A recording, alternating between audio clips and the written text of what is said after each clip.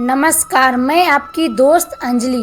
Video पसंद है तो लाइक एंड शेयर ज़रूर करिएगा और जो भी मेरे चैनल को अभी तक सब्सक्राइब नहीं किए हैं तो प्लीज़ सब्सक्राइब कर लीजिए।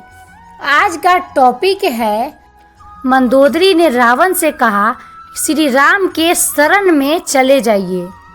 तो चलिए मैं वीडियो को शुरू करती हूँ। रावण अपनी व्याकुलता को समझकर ऊपर से हंसता हुआ भय को भुलाकर रावण महल को गया। जब मंदोदरी ने सुना कि प्रभु श्री राम जी आ गए हैं और उन्होंने खेल में ही समुद्र को बंधवा लिया है, तब वह हाथ पकड़कर पति को अपने महल में लाकर परम मनोहर वाणी बोली। चरणों में सिर नवाकर उसने अपना आंचल पसारा और कहा, हे प्रियतम, क्रोध त्याग कर मेरा वचन सुनिए। हे नाथ, वैर उसी के साथ करना चाहिए जिससे बुद्धि और बल के द्वारा जीत सके। आप में और श्री रघुनाथ जी में निश्चय ही कैसा अंतर है, जैसा जुगनू और सूर्य में। जिन्होंने विष्णु रूप से अत्यंत बलवान मधु और कैटंब मारे और महान सूरवीर दिति के पुत्रों हिरण्याक्ष और हिरण्यकशिपु का संहार किया।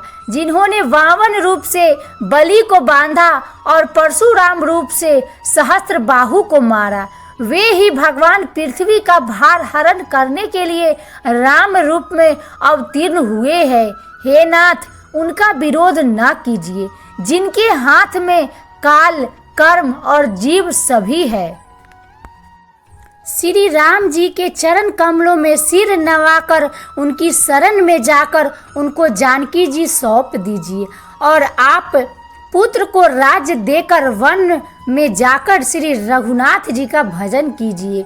हे नाथ, श्री रघुनाथ जी तो दीनों पर दया करने वाले हैं। सम्मुख शरण जाने पर तो बाघ भी नहीं खाता। आपको जो कुछ करना चाहिए था वह सब आप कर चुके। आपने देवता, राक्षस तथा चर अचर सभी को जीत लिया। हे दशमुख, संत जन ऐसी नीति कहते हैं कि बुढ़ापे में राजा को वन में चला जाना चाहिए। हे स्वामी, वहाँ वन में आप उनका भजन कीजिए जो सृष्टि के रचने वाले, पालने वाले और संहार करने वाले हैं।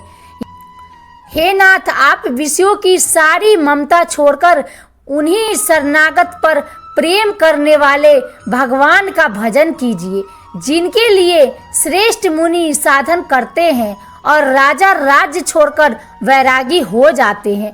वही कोसलाधीश श्री रघुनाथ जी आप पर दया करने आए हैं।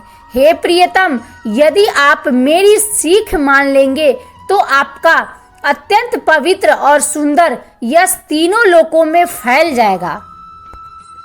ऐसा कहकर नेत्रों में करुणा का जल भरकर और पति के चरण पकड़कर कांपते हुए शरीर से मंदोदरी ने कहा, हे नाथ, श्री रघुनाथ जी का भजन कीजिए जिससे मेरा सुहाग अचल हो जाए।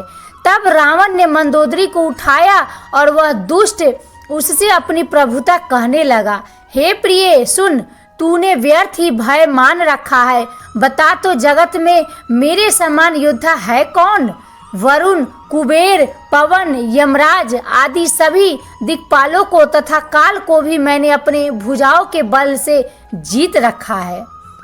देवता, दानव और मनुष्य सभी मेरे वश में है। फिर तुझको यह भय किस कारण उत्पन्न हो गया? मंदोदरी ने उसे बहुत तरह से समझाकर कहा, किंतु रावण ने उसकी एक भी बात न सुनी और वह फिर सभा में जाकर बैठ गया।